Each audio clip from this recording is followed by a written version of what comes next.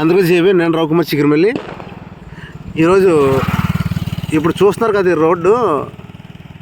Road ఎక్కడదంటే Dwarapudi నుంచి అనపర్తి. ఇంతకుముందు వైఎస్ఆర్సీపీ ప్రభుత్వంలో ఉన్నప్పుడు ఏ విధంగా ఉండేది ఒకసారి ఊహించుకోండి. ఆ రోడ్డు అంటే వెళ్ళిన వాళ్ళందరూ కూడా ఊహించుకోండి ఎలా ఉంటుంది అదనమాట. ఇంకా ఆ రోడ్డు మీద వెళ్తే మళ్ళీ తిరిగి వస్తామో లేదో తెలిసింది కాదు, ఆ టైప్ ఉండేది. చూడండి, అభివృద్ధి అంటే ఇలాగ ఉండాలి. చూసారా ఈ రోడ్డు? అసలు చూడండి, తప్పుడు రోడ్డు ఏం కాదు, బయట రోడ్డు ఏం పెట్టలేదు, బయట లొకేషన్ ఏం పెట్టలేదు.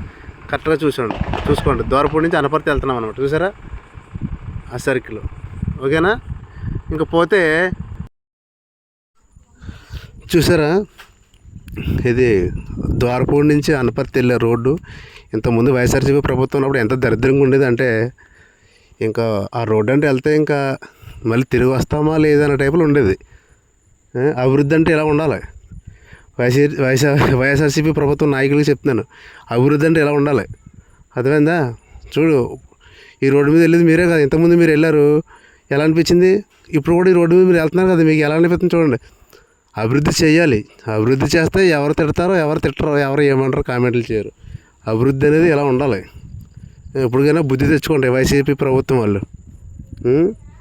వచ్చి నెక్స్ట్ ప్రభుత్వం వచ్చి పీకేస్తారు. ఏం పీకుతారు? ముందు పీకలేదు, ఇప్పుడు ఏం పీకుతారు? చూసి నేర్చుకోండి. ఈ టీడీపీ ప్రభుత్వంలో చూడండి రోడ్లు ఎలాగ వేస్తున్నారో, సిగ్గు తెచ్చుకోండి. ఎందుకంటే రవికుమార్ ఊరికే ప్రభుత్వం తిట్టేస్తారు అంటారు. ఏం తిట్టేస్తారు? పని చేస్తే పని చేస్తున్నాం అంటారు, పని చేయకపోతే పని చేయలేదు అంటారు, పని చేసేవాడిని పనివాడు అంటారు, పని చేయలేని పనికిమాలాడు అంటారు. అందుకే నేను పని చేసేవాడిని పనివాడు అంటాను, పని చేయలేని పనికిమాలాడు అంటాను. గత ప్రభుత్వం పనికిమాల ప్రభుత్వం కాబట్టి ఆ రోడ్డు అంత దారుణంగా ఉండేది. ఎన్ని యాక్సిడెంట్లు అయ్యి ఎంతమంది చనిపోయారు తెలుసా? ఇప్పటికైనా బుద్ధి తెచ్చుకోండి. అసలు ప్రజాస్వామ్యం అంటే ఏంటి, ప్రజా సంక్షేమం ఏంటి తెలుసుకోండి ఫస్ట్. ఇప్పుడు నెక్స్ట్కి అయినా ఉపయోగపడుతుంది. ఓకేనా? రైట్, మరి జాగ్రత్త. ఈ వీడియో చూసైనా సరే బుద్ధి తెచ్చుకోండి వైసీపీ ప్రభుత్వం వాళ్ళు, వైసీపీ నాయకులు అందరూ కూడా. ఈ విధంగా పని చేయండి. పని చేస్తే ఎవరు కాదంటారు? పని చేయాలి కదా.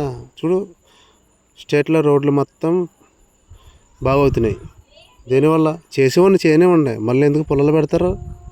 మీ ప్రభుత్వం ఎలాగో మీరు చేయలేకపోయారు, ఈ ప్రభుత్వంలోనే జరుగుతున్నాయి. సంతోషించండి. ఓకేనా?